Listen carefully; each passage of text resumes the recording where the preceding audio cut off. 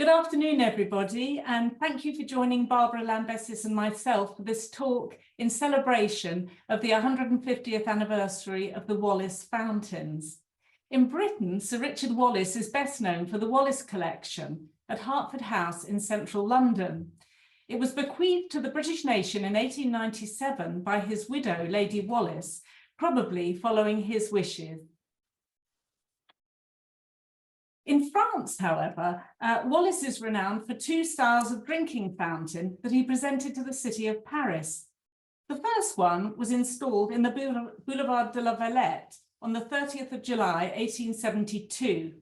It was a freestanding model, like the one on the right, in which you see the water descending from within the dome.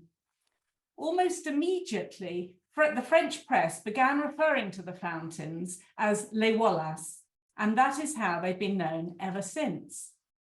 The celebrations in France this year, marking the 150th anniversary of Wallace's gift, will culminate in a number of events being held in Paris between the 22nd and the 25th of September. Barbara Lambessis, who, as Ollie has mentioned, is the co-founder and president of the Society of the Wallace Fountains, has been instrumental both in promoting the Wallace Fountains and to the wider public and facilitating the celebrations in Paris. So I'm privileged and delighted to have you with me today, Barbara. In the first part of this presentation, I'm going to talk about how Wallace came to gift the first 50 fountains to the city of Paris and their design. After that, I'll ask Barbara to tell us about the society, the global presence of the fountains, and their continuing production. Richard Wallace, who you see on the left in a sort of caricature from 1875, Wallace as a Wallace fountain, he was born in London in 1818 and died in Paris in 1890. Although English, he was brought up in Paris from the age of 7 and only moved to England in his early 50s, late in 1871 or early in 1872, following the French defeat in the Franco-Prussian War. He returned to France regularly and spent much of the last 3 years of his life in Paris. Wallace was the likely illegitimate son of Francophile British aristocrat and long-term Paris resident Richard Seymour Conway, 4th Marquis of Hertford, who you see here seated on the left. On inheriting his title in 1842, the 4th Marquis of Hertford became one of the wealthiest British aristocrats of his age. He also became perhaps the greatest art collector of his time. From the 1840s onwards, Wallace, who you see seated on the right, bought at auction on Lord Hertford's behalf, while also assembling a notable art collection of his own, which he was obliged to sell to settle his debts in 1857. Wallace cared for Lord Hertford through ill health until the latter's death at his chateau, Bagatelle, and they're sitting in the garden of Bagatelle in the photograph here. Bagatelle is in the Bois de Boulogne, very close to Paris, or on the outskirts of Paris. Lord Hertford died there on the 24th of August, 1870, as Prussian troops were approaching Paris. The year 1870 to 1871 was catastrophic for France, which saw the siege of Paris by the Prussians before France faced humiliating defeat in the Franco-Prussian War, as well as the terrible civil strife of the Commune. So here you see a photograph of the state of some buildings as a result of the siege. Unexpectedly inheriting Lord Hertford's unentailed property, Wallace found himself in possession of great wealth, enormous wealth, at a time of immense misfortune in Paris.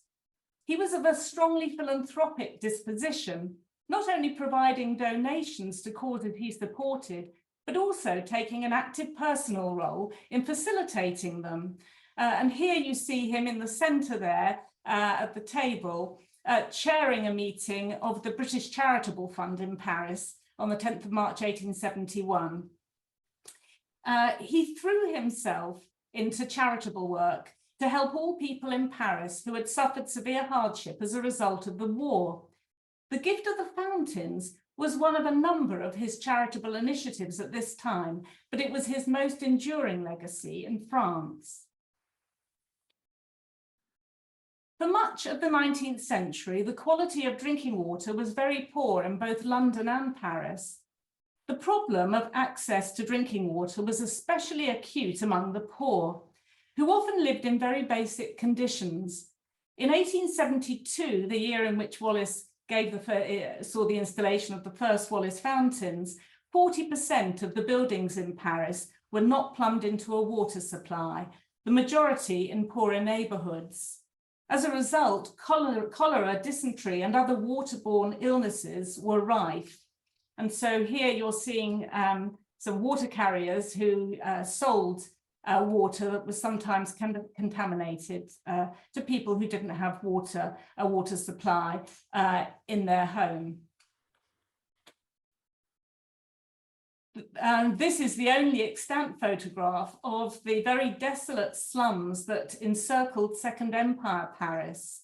The population of Paris grew substantially through the 19th century, but as a result of the massive redevelopment of central Paris, which was instigated by Napoleon III during the 1850s and 1860s under the management of Baron Haussmann, many workers were attracted to come to Paris to earn through working on the building sites.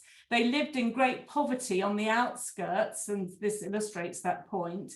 And like many other residents of Paris, they lacked private access to running water.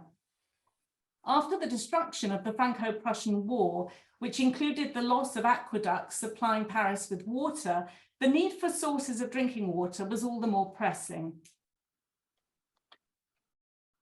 As an alternative to impure water, people drank alcohol, which was less expensive, but it often resulted in alcoholism. The consequences of this trajectory are really exemplified by Émile Zola's novel L'Assommoir, which was published in 1877, and that was very much a high point of this problem of alcoholism. These posters that you see here, I think, illustrate the campaigning that went on to get people to understand that there was a real danger in drinking too much alcohol. They're both a bit later, but they're the continuation of a problem, a long-term problem.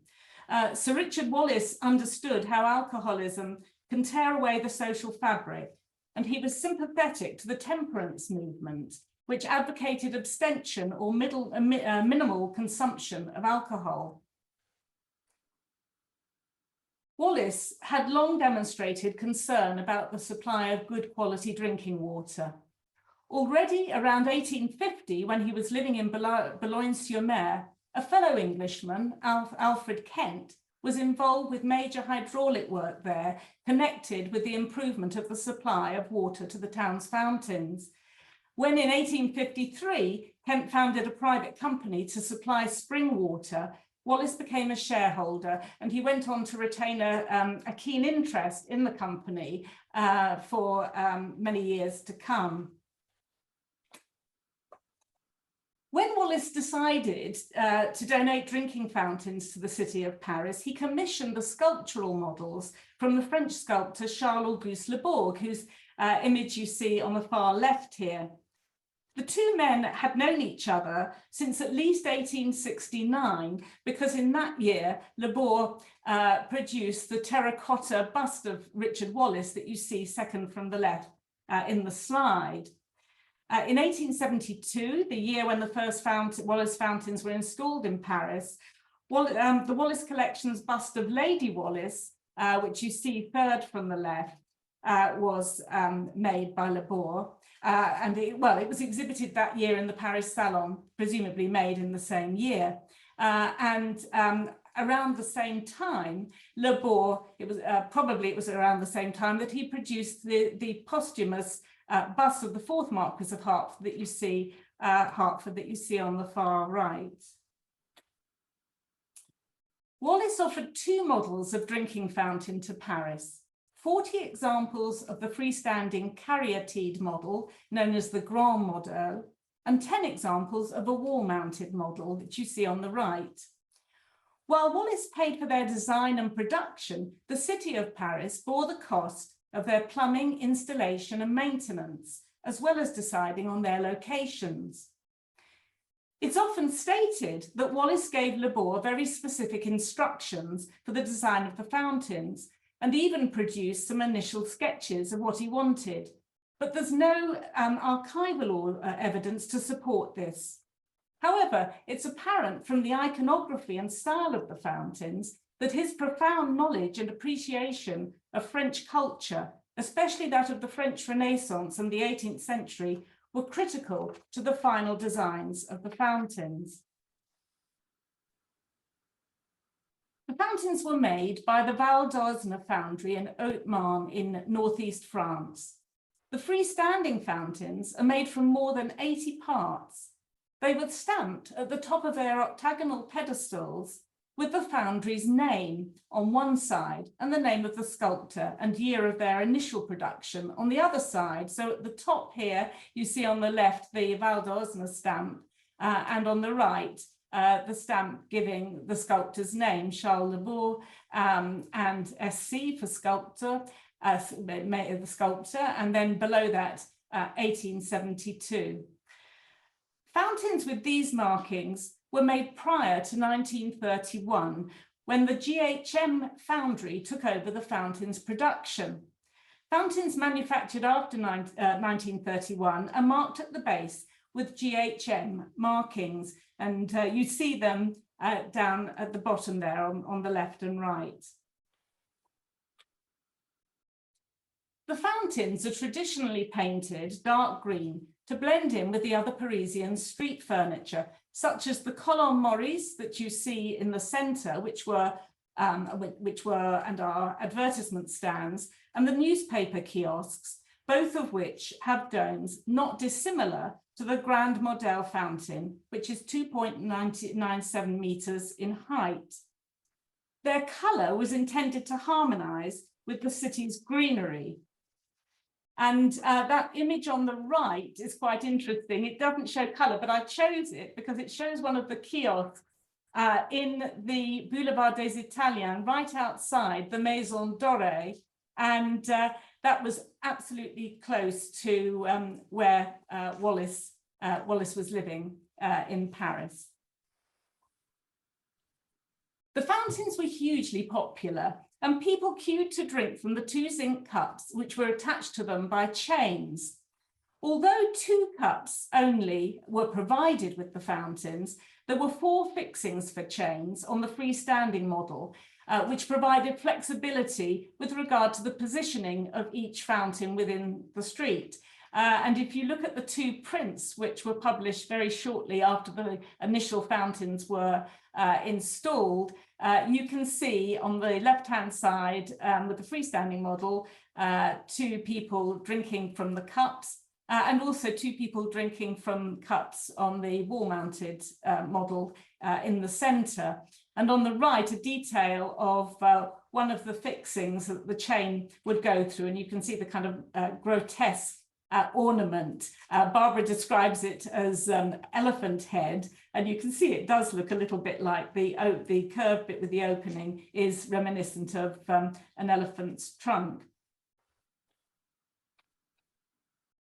The main reason for the enduring success of the freestanding fountain model is its beautifully proportioned, intimately scaled and classically inspired design, which exemplifies French taste and tradition.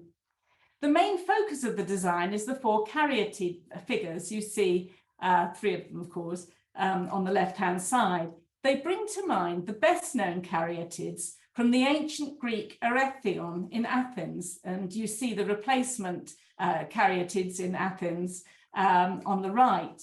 Lebor's caryatides are less austere figures, evoking 18th century French Rococo curvaceousness and lightness of touch.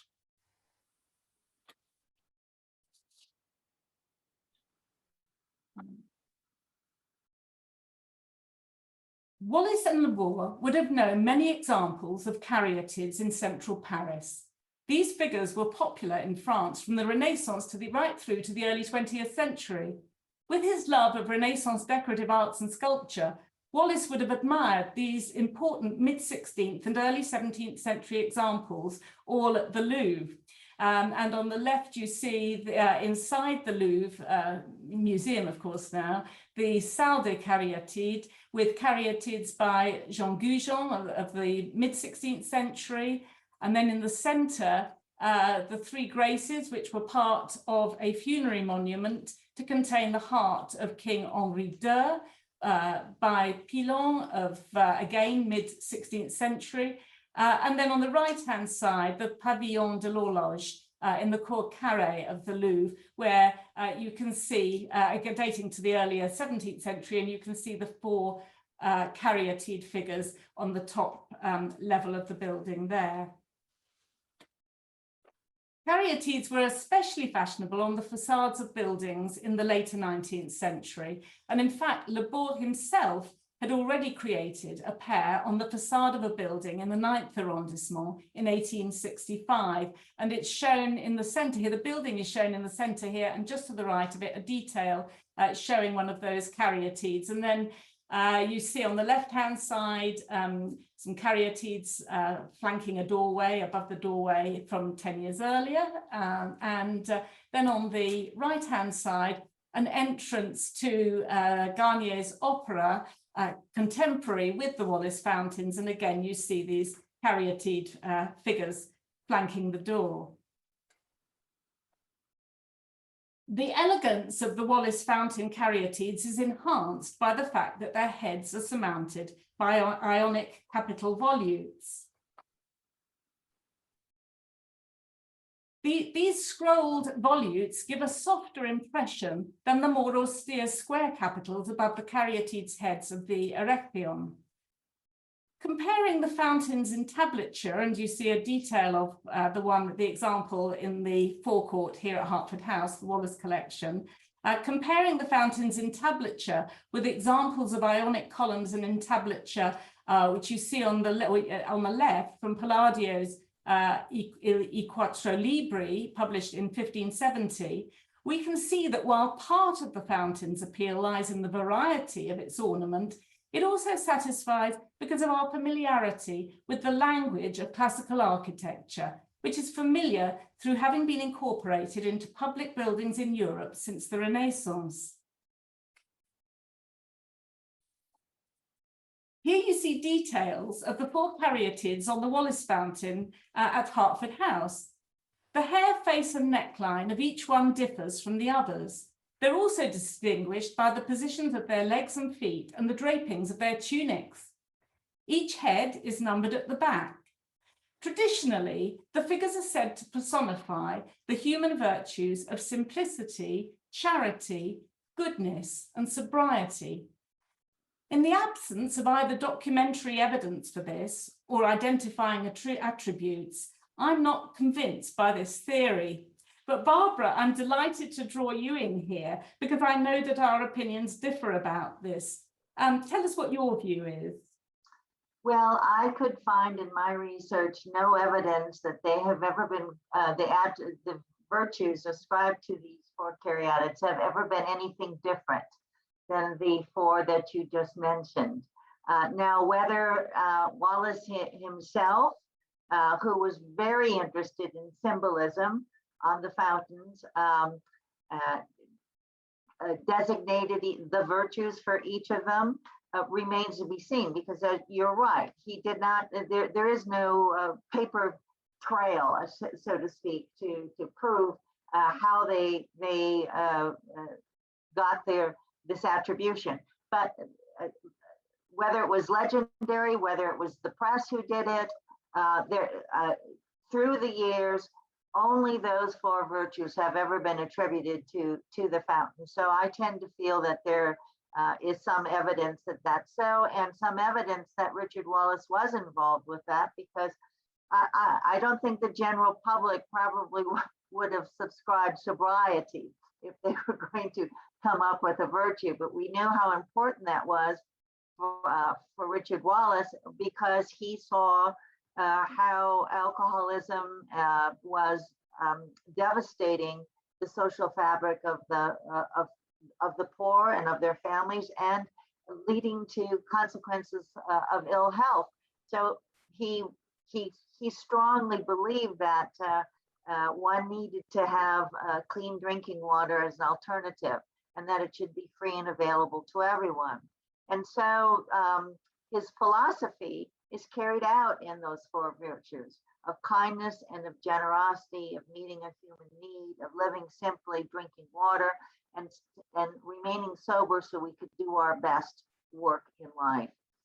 When his intention, as we'll talk about a little bit later, is to make them terribly symbolic. And he did incorporate classical motifs and motifs from nature and from Christianity, because he wanted the people who used the fountains to not only quench their thirst, but to nourish their soul, and to go away from the fountains understanding a little bit about how to become a better human being, how to be a better human being on this earth. So that's, I like to believe that it was Wallace who named them, but as you say, there's no evidence to prove that so. Thank you very much. So people will have to, we hope people will go and have a good look at them and make up their own minds. Several motifs on the Wallace fountains are traditionally depicted on fountains. Dolphins, and on the Wallace fountains here, I'm showing you details from the one here at Hertford House. There are dolphins just below the finial on the dome, and also on the pedestal in conjunction with a triton. So dolphins are frequently represented. Traditionally, they were thought to be protectors of all things water related, and they're associated on the pedestal with the tridents. Both dolphins and tridents are attributes of Neptune, the god of the sea in classical mythology. There are also shells on the fountain. Here you see an example, and water plants. I hope you can see, I'm showing you with my cursor, a bulrush, and of course these motifs are repeated. There's another bulrush around the pedestal. So shells, water plants and tridents are often depicted on fountains. And you'll also see that there are, around the dome, there are rather stylized fleur-de-lis, and they're evocative of the quintessentially French culture to which these fountains belong.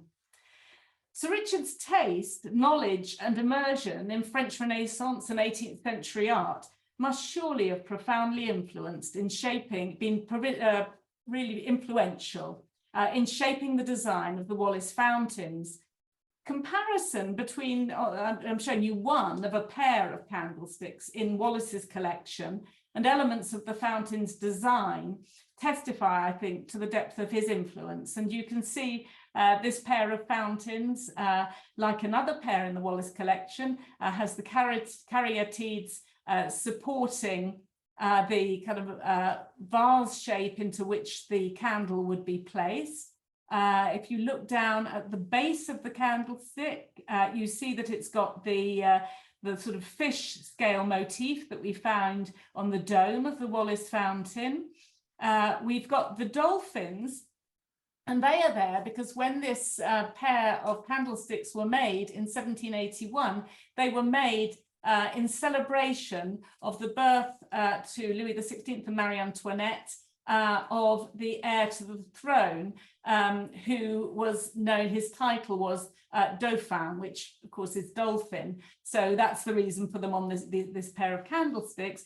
And then you'll also see there are vertical rows of pearls, and we find these pearls running down from the shells on the pedestals of the fountains. So all these, I think all these motifs coming together, they were very apparent to Wallace as kind of motifs that he wanted to evoke, partly because he was so familiar with these kind of motifs in some of the really wonderful works of art in his collection.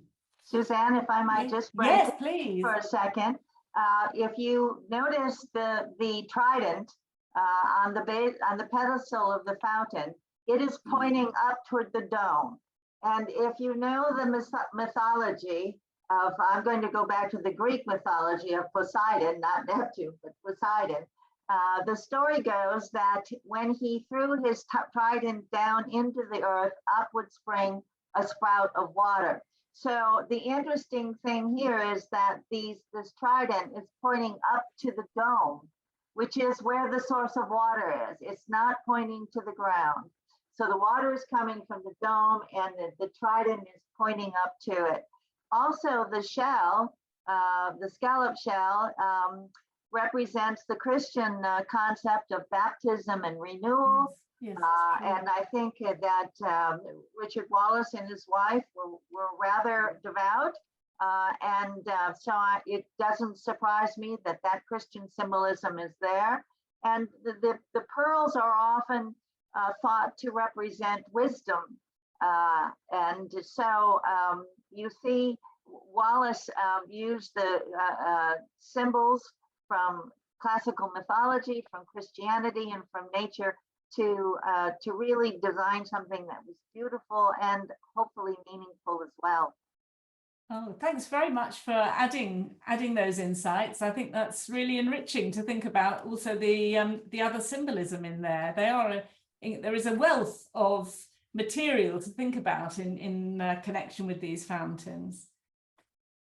So here, really, I think this is a lovely slide that you put together, Barbara. Very, very, very jolly and colourful. And it would be great if you could tell us something about these 5 fountains, because they're all in their own ways a little bit different to what we're used to. Yes, indeed. The first one on the left, which is the traditional fountain-colored green, is not a working fountain, and it can be found inside the Saint-Quentin covered marketplace. It's one of those old traditional covered markets that still exist today. And inside you'll find vendors of food and fish and vegetables and all kinds of wonderful, wonderful things. And this particular fountain is right in the center of the covered marketplace. It does not function. So my thought is that it must be there purely for decorative or promotional reasons. Interestingly enough, there's another non-public, non-working fountain in the parking lot of the British Embassy. And another one in the courtyard of the old Hartford British Hospital. There are fountains that are not open to the public and are not dispensing water, but they are still around Paris, delighting everyone with their beauty and their significance. Now, on the other side, you see 4 colored fountains. They are all in the 13th arrondissement, and they were placed there at new in the year 2011. The whole district was undergoing some renovation and rejuvenation. And the city decided that they would put the fountains in, but they would want to give a little vibrancy, a little color, and a little attention to them, as much to bring attention to the fountain as to bring attention to the newly redeveloped area that they now are located in. So they painted them these bright colors. Their intention was to paint them green again in the year 2021, 10 years later. But they have remained their original color. The purists, the traditionalists, of course, hate them because they think all Wallace fountains should be the old traditional green. But I find that they're quite vibrant, quite interesting. There are 3 more in Paris in the 20th arrondissement that are painted a different color, 1 red, 1 yellow, and 1 blue. So there's 7 total of the 109 fountains in Paris that are not green. Our position is that we're not so concerned about what color they are, but that they're well painted, because without being painted and having that paint freshened regularly, the fountains being made of cast iron can erode and come under disrepair. So for us, it's more important that they're painted, not necessarily what color. Yeah, that's really, really interesting. Going back to what you said about the other two non-functioning fountains at the Hertford British Hospital and at the British Embassy, do you just happen to know when they came to go there, or why? Well, I don't have the exact dates, but I am very, very sure that one of them was to pay tribute to Richard Wallace, because it's such an iconic gift to the city and so associated with the city of Paris. But we don't know a lot about what happened to many of these the fountains that were at one time on the streets, the older fountains, and had been removed. They turned up in auction houses, personal people bought them. So tracking down the history of everyone is an effort. Yeah, but you've got some sense of the history from looking at the parts and the markings. Yes. That's been has provided you with quite a lot of information, which is fascinating. And you've also, of course, been instrumental in bringing the public's attention and appreciation to the Wallace fountains in recent years.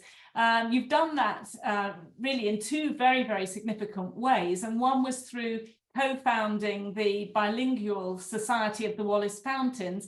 And I think Ollie may have put the link to the Society's website in the chat, or if he hasn't yet, hopefully he will by the time we get to the Q&A. And also the other way in which you've really brought the fountains to people's attention is through your bilingual book of 22 half-day Paris walks to discover the fountains. I wonder whether you can tell us a little bit about how you, an American entrepreneur, came to develop a fascination for the Wallace fountains. Well, I am retired, and I started, my plan was to spend part-time in Paris each year, and I started coming to Paris for 3 months in the fall in the year 2013.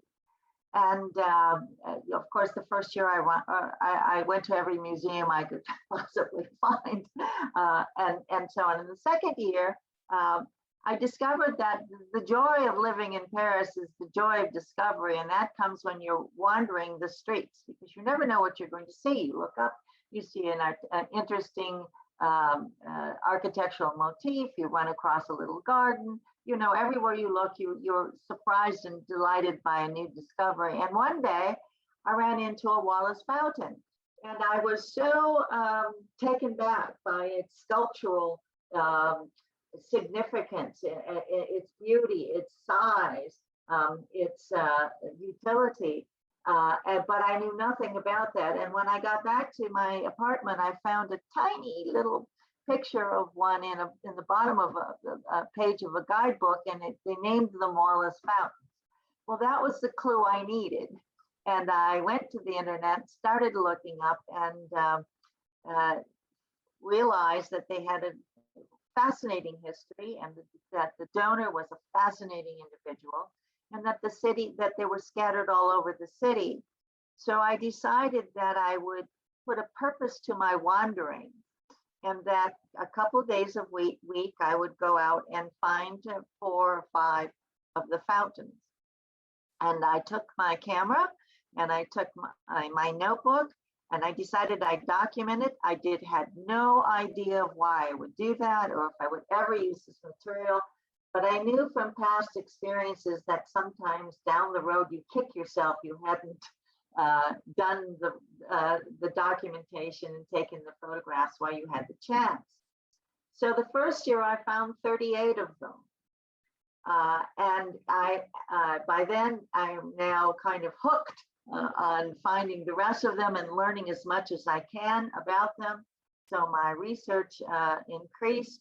The next year I found the remaining fountains, spent hours in the libraries learning all about them, and realized that at the end of this time that I had so much fun just finding these fountains on foot and going into neighborhoods and into areas of the city that I would never have had a reason to go to, that I really discovered the real Paris. I came across little churches and parks and great shops and ateliers and wonderful little gardens and vibrant neighborhoods. And it was just such a wonderful experience, because going to find the fountains gave a purpose to my wandering, gave a purpose to my walking. And as I mentioned, took me to places I otherwise would never have had a reason to go. And when I was done, I thought, oh my, I had so much fun doing this. And it was such a rewarding experience.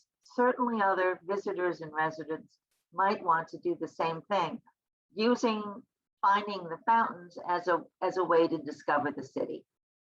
Yeah, and certainly I haven't yet had the opportunity to do the walks, but I've read the book, the descriptions of the walks, a couple of times, and you really bring each area that the walk covers to life, telling us, really interesting information about some of the main sites or the most fascinating sites that people will encounter during the walk. So it's even just fascinating to read without being in a position to go on the walks. Do you have a favorite Wallace fountain? Well, they're all my children. Yes. And as a good mother, I would, even if I had a favorite, I probably would not publicly say, well, this is my favorite. Actually, no, I don't have a favorite, primarily because they're all molded from the same molds. They're all pretty much exactly alike. So what makes them different is their location, yes, which gives them a different ambiance, gives them a different setting, a different sort of feel because of what they're surrounded by. And of course, their color can change. And even among those that are painted green, there are several different shades of green that you'll find them in. So those are the only real things that distinguish them. I love them all, and I feel really attached to them all. They're all my children. So I really have to say I don't have a real favorite. Yeah, thank you. And maybe you could tell us something about how you came to be a co-founder of the Society for the Wallace Fountains and when it was set up and something about its mission. Well, the Society of the Wallace Fountains was registered and established in October of 2018. And its mission is to promote, preserve, and protect the Wallace Fountains of Paris, and to recognize and to encourage philanthropy in the spirit of Richard Wallace, where private wealth partners with government, public, and nonprofit organizations to work for the common good, to perpetuate that spirit of Richard Wallace's generosity and kindness and meeting needs. And also to try to position the Wallace Fountains as a symbol of universal, equal access to clean drinking water. We know going forward that water is going to be a huge issue, a huge global issue for humanity in the future, particularly because of climate change. And water is essential to life, all life, but it is particularly essential to human life. So we hope that we can use this beautiful artistic and symbolic image of the Wallace Fountain to be the symbol of how public and private and nonprofit and international partnerships can be developed to make sure that all human beings have universal equal access to clean drinking water going forward. So that's part of our mission. We are educational and informational as an organization. We spread the word. We encourage others who have the capacity to make changes and to do things to do that. We developed and registered the organization also so that we could have a platform to publish the book about the fountains, and also to develop and maintain a significant website, which would be sort of the central place where people can find knowledge and information about the fountains and their significance in the world. So that was the primary focus of it, and that's what we have been able to do. We honestly believe that if you go out and find 1 or 2 fountains, or even 4 or 5, or maybe all of them, you've invested some of your time and your interest in finding the fountains and learning about them, and you become interested in their preservation. That's we'd like to see them be around for another 150 years. Yeah, that's a wonderful hope. Let's hope that comes to be. And we'll find out just before we finish a little bit about how the fountains are evolving, remaining the same, but in evolving for our times. The enthusiasm in France for celebrating the 150th anniversary of the installation of the first fountains in 1872 has really been fantastic, I think. And I know that the Society has been very much at the forefront of plans, together with the Ville de Paris. And it'd be great if you could tell us about some of the highlights of the celebratory events, particularly focusing on the forthcoming weekend of the 22nd to 25th of September. Yeah, so the city is going to do an outdoor exhibition on the Champs-Élysées garden, and it will highlight all aspects of the fountains and pay tribute to Richard Wallace. There are a number of organized guided walking tours that will be taking place. One is tonight, one is next weekend, and a few weeks down the road, in which people can join a group and go hunting fountains. There's a game going on now. There are 50 Wallace fountains in the city that have a big QR code on them. You go up to it, you get a little information about the fountain, you take a quiz, your answer is recorded, and if you get X number of answers correct, you can receive a small prize, which you collect at the exhibition. There's a conference, a 2-day conference going on at the Museum Cornevalet on Thursday and Friday, and I believe, Suzanne, you're going to be giving one of the presentations at that. Yeah, the last one, I think. The last one, and yes. Then, of course, a major event is the Wallace Fountain Award dinner, which is taking place at the residence of the British Ambassador to Paris, and we are going to present the first Wallace Fountain Award to the philanthropists Ariane and Lionel Sauvage, who have demonstrated outstanding philanthropy for decades and are very deserving of being recognized for their contributions to many aspects of human life.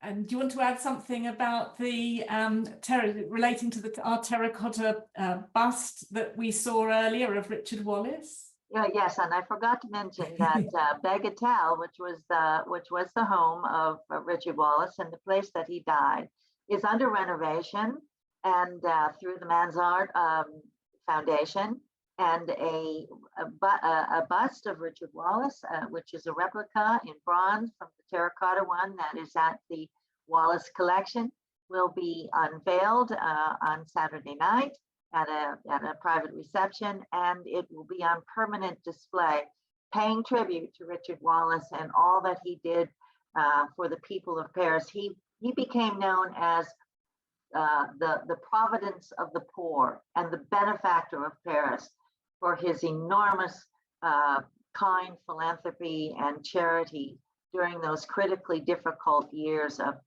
1870 to 1872. So he truly is a champion who never quite got his full recognition, and we hope this bust will be first start. Thank you. And here we've got the cover of the second edition of your Find the Wallace Fountains in Paris book. And then on the right-hand side, the map that just shows you the locations of the different the different walks from number 1 right at the centre of Paris to number 22 up more on the outskirts. And of course, the reason you had to publish a second edition is that you first published the first edition in 2019, and already there are several more fountains, partly in connection with the 150th anniversary. But as well as the book, which is small format, glossy, and really would be, I think, very nice and comfortable to go on the walks with, you do also have them as downloadable options on the Society's website. So you can go on to do the walks either with the book or downloading the information and the guide from the Society of the Wallace Fountains website. Let me just quickly say that it's the Wallace Collections gift shop has the book for anybody who may want to get a copy, or you can get it through our website. Yeah, thank you. And these two fountains are both in Walk 1, so right in the centre of Paris in your book, and they're both in the Flower and Bird Market in Place Louis Lepin in Paris 4. So they're the first that we encounter in your walking guide.